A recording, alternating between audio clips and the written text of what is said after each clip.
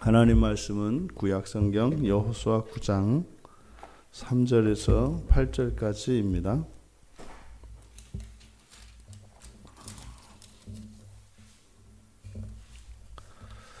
우리 같이 한 목소리로 함께 읽겠습니다. 기브온 주민들이 여호수아가 여리고와 아이에 행한 일을 듣고 꾀를 내어 사신의 모양을 꾸미되 헤어진 전대와 헤어지고 찢어져서 기운 가죽 포도주 부대를 나귀에 싣고 그 발에는 낡아서 기운 신을 신고 낡은 옷을 입고 다 마르고 곰팡이가 난 떡을 준비하고 그들이 길갈 진영으로 가서 여호수아에게 이르러 그와 이스라엘 사람들에게 이르되 우리는 먼 나라에서 왔나이다. 이제 우리와 조약을 맺읍시다 하니 이스라엘 사람들이 히위 사람에게 이르되 너희가 우리 가운데에 거주하는 듯하니 우리가 어떻게 너희와 조약을 맺을 수 있으랴 하나 그들이 여호수아에게 이르되 우리는 당신의 종들이니이다 하매 여호수아가 그들에게 묻되 너희는 누구며 어디서 왔느냐 하니. 아멘. 여호수아와 이스라엘 백성들에 대해서 이제 가나안 족속들이 연합하여 대항하기 위해서 연합군을 꾸렸습니다. 그런데 이제 이 기브온 주민들은 그 연합전선에 참여하지 않고 이스라엘과 평화조약을 맺으려고 하는 사람들입니다. 그러니까 또 다른 움직임이 있었던 거죠. 그러니까 지금 다른 모든 가나안 족속들, 그래서 앞에서 우리가 살펴보았던 것처럼 가나안의 모든 땅에 있는 사람들 그리고 모든 족속이 그 연맹에 참여하기로 했다. 이렇게 이제 우리가 살펴봤지 않습니까? 근데 그 가운데 기브온 주민들은 이제 그렇지 않았다는 거죠. 그러니까 지금 기브온 주민들은 히위 족속입니다. 그러면 앞에서 이미 히위 족속들도 이 이스라엘에 대항하기 위한 연합군에 참여했습니다. 그런데 기브온 주민들은 그렇지 않았다는 거거든요. 그래서 이때 히위 족속이 이 당시에 여러 가나안의 여러 지역에 흩어져서 살았습니다. 그런데 이 기브온 주민은 그러니까 히위 족속 가운데 기브온에 살고 있던 사람들인 거죠. 그러니까 아마 이들에게도 분명히 제안이 이제 왔을 겁니다. 우리가 이마저마해서 이제 이스라엘과 대항하기 위해서 연합군을 꾸리려고 한다. 그러니까 너희도 군사를 내놔라. 뭐 이런 제안이 왔었겠죠. 그러니까 이 기브온 주민들은 연합군 제안에 대해서 자체적으로 서로 토론이 있었겠고 거기에 이제 참여하지 않기로 결정을 내린 겁니다. 그리고 이들은 이스라엘과 어떻게 해서든지 조약을 맺는 쪽으로, 평화 조약을 맺는 쪽으로 이 기브온 주민들이 뜻을 세운 거였죠. 지금 여기에 보면 당시에도 이렇게 가나안 족속이 가나안에 있는 그 사람들이 연합되거나 이런 것은 아니고 자체적으로 이런 어떤 독립성을 유지하고 있었던 것임을 우리가 엿볼 수 있습니다. 이 기브온 주민들의 전략은 그런 거죠. 사신을 보내는 겁니다. 이스라엘 백성들에게 사신을 보내서 조약을 맺는데 이미 이제 훤히 알고 있는 겁니다. 이들이 가나안 땅에 들어온 목적이 가나안 족속들을 진멸하기 위한 것이다 라고 하는 사실을 알고 있습니다. 그리고 또 하나 이들은 어쨌든 저들과는 조약을 맺기만 하면 그 조약은 유효하다라고 하는 것을 믿고 있는 겁니다. 그래서 사신을 보내서 조약을 맺되 이제 가나안 땅에 살고 있는 가나안 족속이어서는 안 된다는 사실, 그래서 자신들이 가나안 족속이 아닌 것처럼 위장하기로 합니다. 그래서 헤어진 전대를 차고 헤어지고 찢어져서 거기다 기운 가죽 포도주 부대를 싣고 그리고 신발이며 옷이며 전부 낡은 것으로, 그리고 떡까지 마르고 곰팡이가 난 것까지 준비를 합니다. 이것은 전부 다 속이기 위한 것이죠. 자신들은 이곳 가나안 땅에 거주하는 사람들이 아니다라고 하는 것을 속이기 위한 노력입니다. 6절에 우리는 먼 나라에서 왔나이다. 여기서 먼 나라라고 하는 것은 가나안 땅 밖을 말하는 거죠. 그러니까 조약을 맺읍시다. 여러분 생각에는 지금 이 기브온 주민들의 조약을 맺으려고 하는 일련의 이 과정을 보시고 여러분들은 어떤 생각을 하십니까? 먼저 이 조약에 대해서, 만약에 이 조약이 성사를 한다고 칩시다.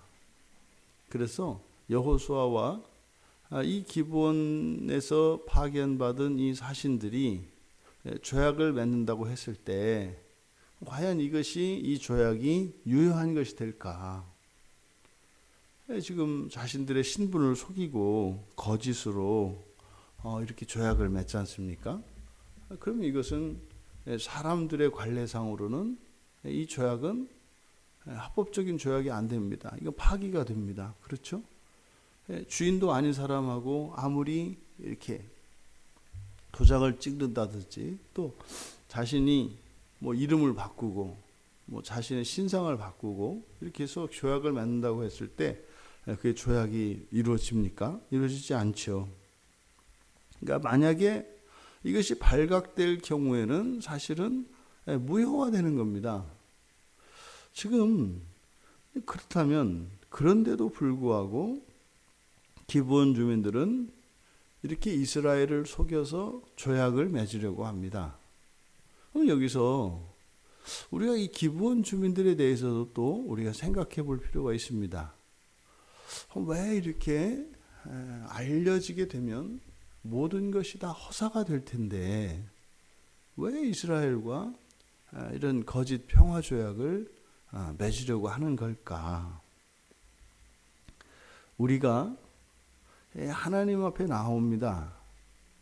우리가 뭐 이렇게 교리적으로는 하나님의 부르심을 받고 하나님이 먼저 선택한 백성이라고 하는 것을 깨닫게 되죠. 그리고 하나님 앞에 나와서 예수 그리스도를 구주로 영접합니다. 그러면 우리가 예수 그리스도를 믿음으로 이제 완전하고 영원한 그 새 언약에 참여하게 됩니다. 지금 마치 이 기브온 주민들이 이스라엘과 조약을 맺기 위해서 나가는 이 장면이 어쩌면 이 시대를 살아가는 그리스도인들이 하나님 앞에 나아가는 모습을 보여주는 것은 아닌가. 우리가 예수님을 믿습니다. 하나님을 믿습니다. 그리고 하나님께 나아갑니다. 근데 우리에게는 사실 이런 기브온 주민들이 자신들의 행색을 이렇게 속여서 이게 낡은 옷들을 입어가지고 마치 가나안 땅 밖에서 온 것처럼 이렇게 속이고 있는데, 우리들은 하나님 앞에 나아갈 때 어떻게 나아갈까요? 예수를 믿음으로 이루어지는 새 조약입니다만 사실 그 앞에서 우리가 우리를 정직히 드러내야 하는 것은 동일합니다. 조약이기 때문에 말입니다. 그리고 우리가 하나님 앞에 약속을 했다면 그 약속은 지켜야 하는 겁니다. 그래야 그 조약이 유효한 것이 되죠. 근데 우리가 이 자리에 있는 우리들 모두 그렇게 크게 다르지 않지 않습니까? 정말 구약의 율법과 같이, 옛 언약과 같이 우리가 율법에 있어서 단 하나만 어기더라도 재물을 가지고 와서 그 죄를 사해야 되고 하는 이런 일들 우리 하지 않습니다. 제사는 그만두고 그것을 즉각 우리가 회개하고 하나님 앞에서 그 문제들을 해결해야 하는데 즉각은 그만두고 몰아서 그 중에 하나도 뭐 이렇게 하나님 앞에 회개하고 돌이키는 일을 하지 않습니다. 사실상 지금 이 기브온 주민들이 이스라엘 백성들과 조약을 맺자고 제안하는 이것은 어쩌면 우리가 예수를 믿는 그 믿음 하나 들고 하나님 앞에 나가서 하나님, 나랑 조약을 맺읍시다. 내가 예수를 믿을 테니 하나님은 내 아버지가 되어주시고 나는 당신의 자녀 되게 해주십시오. 나를 자녀 삼아주시면 하나님 말씀을 기뻐하고 그것이 나의 뜻과 같이 여겨지고 그렇게 살 테니까 나를 하나님 자녀 삼아주십시오.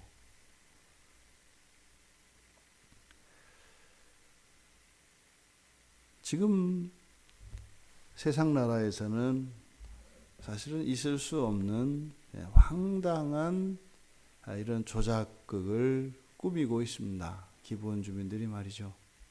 근데 이들이 도대체 무엇을 믿고 이루고 있을까? 근데 이들의 지금 열심과 그 수고를 보면 그 평화조약을 지금 이들이 맺으려고 하는 조약이니까 조약은 평화조약입니다. 전쟁하지 않겠다는 거거든요. 대신 우리를 살려달라는 거거든요. 근데 이스라엘은 이들을 진멸하기 위해서 오고 있는 사람들입니다. 여러분, 진멸하기 위해서 지금 여호와와 함께 진군하고 있는 군대입니다. 천하무적입니다. 근데 그 군대를 향해서 사신을 파견해서 우리를 죽이러 오는 그들을 향해서 우리 조약을 맺읍시다 라고 하는 이런 상상이라도 가능할까요? 그런데 성경에서 바로 이 기브온 주민 사건을 보여주는 것은 하물며 정말 하나님께서 택하시고 하나님께서 이미 우리를 위해서 독생자 예수를 십자가에 내어주시기까지 사랑하신다는 것을 알고 있는 우리가 하나님 앞에 나아간다면 하나님은 과연 우리를 어떻게 대하시겠는가? 어저께 부산에 내려갔다가 그 수영록교회라고 우리 교단에서 가장 큰 교회 중에 한 교회입니다. 그 교회 이제 그 원로 목사님이 어제가 뭐 좀 특별한 날이어서 오전에 이제 그 목회자들 그 세미나가 이제 몇 개월, 몇 달간 하는데 첫 번째 시간이었는데 어제 이제 정필도 목사님이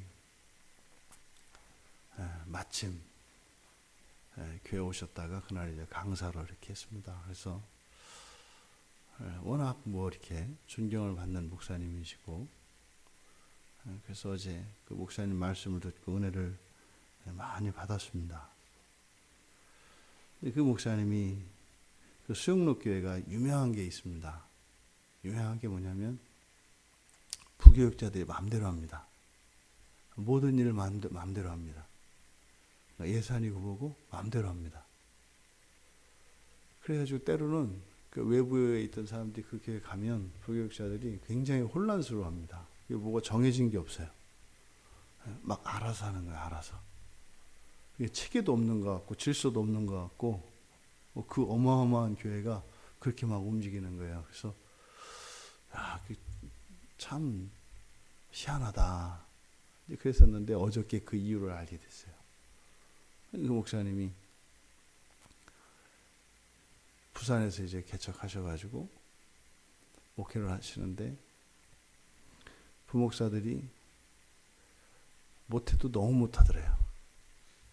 그래가지고 참다 안 돼가지고 다 자르기로 했답니다. 다 쫓아버리고 그냥 이렇게 해야 되겠다. 근데 그 부목사들을 이렇게 자르려고 하니까 그게 또 돼요. 교회에서 마음이. 그래서 또 기도하다 도저히 이제 안 돼가지고 결정을 딱 했답니다. 한 번 봐주고 두 번 봐주고 했는데도 또 실수하고 또 실수하고 막 이래서 도대체가 말도 안 듣고 그래가지고 자르기로 했대요. 그래서 이렇게 다 모아놓고 이제 다 해고다 뭔지 이렇게 이제 하려고 그렇게 하는데 안에서 이렇게 주님께서 말씀을 주시더래요. 네가 이 사람들의 큰형이 되주면 안 되겠니? 이 자르려고 다 맘먹고 이렇게 이제 왔는데 네가 큰형이 되주면 안 되겠니? 그래서 목사님 그만두라고 하려고 왔는데 내가 여러분들의 큰형이 되겠습니다. 그러고서는 나는 여러분의 큰형이고 여러분은 여러분이 맡은 그 부서의 당회장이니까 여러분 마음대로 알아서 하세요. 이렇게 한 거예요. 성령께서 주시는 음성을 따라간 거죠. 그 뒤로 이제 그 교회가 지금처럼 그렇게 막 마음대로 하는 그런 교회가 된 거예요. 근데 이제 정필동 목사님이 얘기하시더라고요. 수영로 교회가 이렇게 된 것은 아마 목사님들이 이렇게 마음껏 자기들의 모든 역량을 다 이렇게 하니까 뭐 그러시더라고요. 그 부교육자들이 내놓은 계획과 이런 것들을 다 하려면 한 60년은 걸릴 것 같다고. 그러니까 막 해야 될 것들이 이렇게 한 60년 걸릴 만한 것들이 이렇게 있대요. 아무튼 그래서 교회가 끊임없이 막 살아있는 교회로 이렇게 갈 수 있는 것 같다. 근데 그분이 이제 정필통 목사님의 그 목회의 특징을 한마디로 얘기하면 성령 목회라고 합니다. 성령 목회. 성령 목회. 그거는 아버지는 성령님은 반드시 들어주신다는 거예요. 그러니까 99.99%가 아니라 100%라는 거예요. 그래서 물어보시더라고요. 여러분들이 지금까지 목회를 하면서 여러분들이 기도하고 여러분들이 성령의 음성이라고 생각하고 따라왔는데 그게 얼마나 이루어졌습니까? 이렇게 물어보시더라고요. 만약에 당신이 그렇게 기도하고 또 그것이 하나님의 뜻이라고 생각을 하고 그렇게 갔는데 안 됐다면 그건 성령의 뜻이 아닙니다. 성령의 뜻은 100%다 됩니다. 그러시더라고요. 성령의 뜻은 100%다 됩니다. 하나님은 우리가 하나님 앞에 나아가는데 아무런 장애도 세워두지 않으셨습니다. 지금 우리가 보고 있는 이 본문은 하나님께서 죽이기로 작정하신 본문입니다. 이 기브온 주민들을 죽이기로 작정하셨다고요. 죽여도 그냥 죽이는 게 아니에요. 단 하나도 남기지 않고 진멸하기로 하신 본문이에요. 근데 그들이 살겠다고 하나님 앞으로 나아가는 겁니다. 여러분들이 알고 계신 하나님은 어떤 하나님이신가요? 예수님께서 우리에게 우리가 구하는 그것이 하나님의 뜻인가를 먼저 구하라고 했습니다. 왜요? 반드시 이루시기 때문이에요. 하나님의 뜻과 다른 그것은 절대로 이루어지지 않습니다. 그리스도인들은 살아가는 방식이 내가 원하는 것을 이루기 위해서 길을 쓰면서 살아가는 사람들이 아니에요. 그리스도인들은요, 하나님이 원하시는지 아니면 죽었다 깨어나도 안 됩니다. 1000번을 죽었다 1000번 다시 살아나서 100년씩 1000번을 살아도 안 됩니다. 그런데요, 하나님이 원하시는 것이고 하나님이 세워놓은 것이면 반드시 됩니다. 여러분 잊지 마세요. 우리는 그리스도인들입니다. 우리가 그려놓은 어떤 그림을 성취하기 위해서 하나님을 이용하려고 하지 마십시오. 우리가 그린 그림보다 훨씬 크고 완벽하고 아름다운 그림을 하나님은 가지고 계십니다.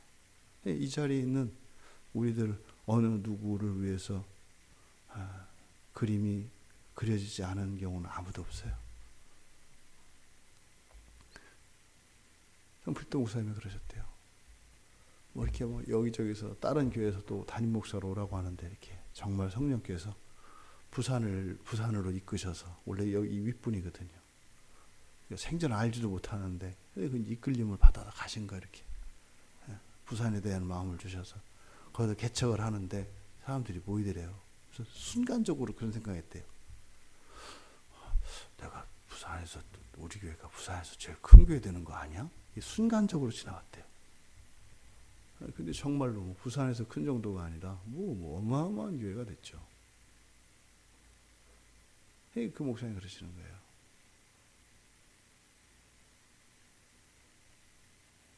하나님 앞에서 목숨을 걸고 자기 인생을 맡겨라. 사역을 맡겨라. 그 얘기는 그겁니다. 목숨을 걸으라는 이때 목숨은 이렇게 뭐 죽어라 이런 얘기가 아니라 뭐겠어요? 자기 생각을 죽이는 겁니다. 자기 계획을 죽이는 겁니다. 하나님이 여련히 알아서 다 세워놓으셨다니까요. 언제 며칠까지 하나님은 이 일을 하시고 어떤 식으로 규모는 어떻게 하시고 우리들의 계획을 가지고 하나님은 올감해요. 이건 이렇게 하고 저건 저렇게 하고 요때까지는 이렇게 하고 저때까지는 저렇게 하고 이것은 하나님을 믿지 않는 사람들이 살아가는 방식이고 하나님이 아닌 것을 하나님으로 하고 믿으면서 그런 것들을 이용하는 삶이죠. 여러분, 죽게 되어 있는 기브온 주민들조차 하나님께는 요만큼도 하나님의 은혜를 입을 수 없는 이 기브온 주민들조차 하나님 앞에 살려달라고 작정을 하고 하나님을 속여서 살아보겠다고 하나님 앞에 나아갑니다. 우리는 독생자께서 나의 보증이 되어주시고 나를 대신하여 죽으시고 부활하셔서 선택되고 자녀가 된 나입니다. 진멸당할 저들이 하나님 앞으로 하나님의 은혜를 구하며 나아가서 하나님의 은혜를 입는다면 이미 모든 것을 다 받기로 약조를 받은 우리들의 삶은 어떠해야 하겠습니까? 우리의 일상 가운데 하나님이 우리의 아버지 되심과 예수 그리스도께서 나의 왕 되심이 정말 나타나나요? 교인들이 병 때문에 몸이 아프고 또 이런저런 시험에 들어서 어려움 속에 있고 분명히 그걸 극복하기 위해서는 하나님 앞에 나와야 되는데 오히려 하나님을 떠나서 자신들의 방식으로 그것을 해결하려고 하고 이제 저 자신이 그런 질문을 던지는 거예요. 하나님, 우리 광야교회 교인들은 이렇게 하나님의 은혜를 받고 정말 생생한 그런 성령 체험과 내가 구원받은 백성이라고 하는 확신을 가지며 살아갈 수 있는 그런 교회가 되었으면 좋겠는데 왜 우리 교인들의 이런 어려움들은 해결이 안 되고 이런 게 계속됩니까? 이제 담임 목사로서 이제 그런 책임감도 느끼고 이런 게 있죠. 하지만 우리 기억해야 합니다. 하나님께 은혜를 구하고 하나님 앞에 나아간다면 반드시 하나님은 들어주십니다. 그것이 하나님 뜻이 아닌가, 하나님 뜻에 맞는가, 하나님의 뜻을 아는 것이 문제입니다. 여러분, 죽을 목숨임에도 은혜를 구하며 나아가는 기부원 주민들이 아니라 이미 모든 것을 하나님으로부터 다 받은 하나님의 자녀들로서 우리들이 더욱 거룩한 사람이 되어지기 위하여 방해되어지는 것, 우리에게 힘이 없어서, 믿음이 없어서 주저되어지는 것, 그것을 하나님께 아뢰었을 때 하나님은 모든 장애를 치워주십니다. 이런 장애, 우리가 살고자 하는 그것 때문에 믿음으로 하나님을 협박하는 게 아니라 온전한 믿음을 가지기 위해서, 온전한 그리스도인이 되기 위해서 자꾸 방해가 되고 걸림돌이 되는 그것을 하나님 치워주시도록 우리가 구하고 나간다면 반드시 들어주십니다. 불법적으로 조약을 맺으려고 하는 기부원 주민들이 은혜의 보좌 앞으로 나아가고 있습니다. 모든 것을 다 가진 우리들의 삶 속에서는 더욱더 그런 일들이 일어나야 할 것입니다. 그리고 이미 모든 것을 다 주시기로 약속하신 그 하나님의 은혜, 우리들은 없는 것을 있게 하는 것이 우리들의 삶이 아니라 이미 우리에게 먼저 주어진 것을 받아 누리며 살아가는 것이 그리스도인의 삶인 것을 기억하십시오. 어떤 경우에도 우리는 가난할 수 없고, 어떤 경우에도 우리는 약할 수 없고, 어떤 경우에도 우리는 불행할 수 없습니다. 만약에 우리가 우리의 삶 속에서 그런 결핍과 불행을 느끼고 있다면 나 아닌 다른 무엇이 내 행세를 하며 살고 있는 겁니다. 하나님과 나 사이를 무엇인가가 가로막고 있는 겁니다. 그래서 하나님은 그 불행이 현재의 삶 속에 있게 하십니다. 왜냐하면 그것을 통해서 우리는 볼 수 있거든요. 하나님과 우리 사이에 있는 이 걸림돌은 무엇이겠습니까? 죄입니다. 내 힘으로 살려고 하는 죄. 하나님 없이 기쁨을 누리고 살려고 하는 죄. 하나님이 아닌, 그리고 하나님이 주시려는 그 하나님 나라가 아니라 이 세상 나라를 더 사랑하고 거기에서 나의 왕국을 세우려고 하는 죄. 이것들이 다 우리들의 죄이고 그것이 우리의 삶의 모든 고난과 불행의 원인들입니다. 징계가 아닙니다.